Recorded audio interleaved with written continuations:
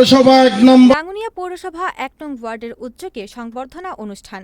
চট্টগ্রামের রাঙ্গুনিয়ায় রাঙ্গুনিয়া পৌরসভার বিএনপির উদ্যোগে সংবর্ধনা অনুষ্ঠান পৌরসভার ১ নং ওয়ার্ড নোয়াগাঁও এলাকায় রোববার ২২ সেপ্টেম্বর রাতে অনুষ্ঠিত হয়েছে। রাঙ্গুনিয়া পৌরসভা ওয়ার্ড বিএনপি সভাপতি নুরুল আলম মাস্টারের সভাপতিত্বে অনুষ্ঠানে সংবর্ধিত অতিথি ছিলেন আবুধাবি বিএনপির সভাপতি এবং সরবভাটা ইউনিয়ন যুব দলের সাবেক সভাপতি ইসমাইল হোসেন তালুকদার। বিশেষ অতিথি ছিলেন রাঙ্গুনিয়া পৌরসভা বিএনপির আহ্বায়ক কমিটির সদস্য মোহাম্মদ হাবিবুর রহমান। এ সময় প্রধান অতিথি ইসমাইল হোসেন তালুকদার, বিএনপি চেয়ারপারসন বেগম খালেদা জিয়া এবং দলের ভাইস চেয়ারম্যান তারেক রহমানের নেতৃত্বে আগামী সুন্দর দেশ বিনির্মাণে পৌরসভা যুবদলের সকল নেতৃবৃন্দের ঐক্যবদ্ধ হয়ে কাজ করার আহ্বান জানান।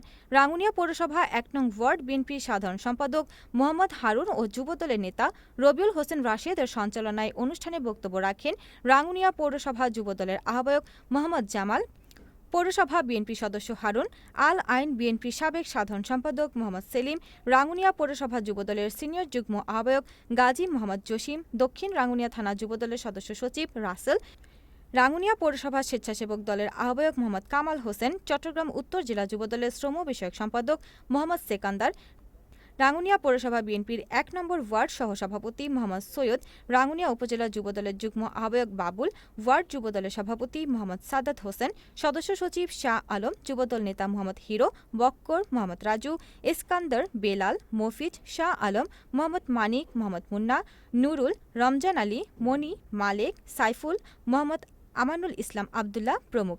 শেষে সংবর্ধিত অতিথিকে সম্মাননা স্মারক তুলে দেওয়া হয়। বিসমিল্লাহির রহমানির রহিম। বাংলাদেশ জাতীয়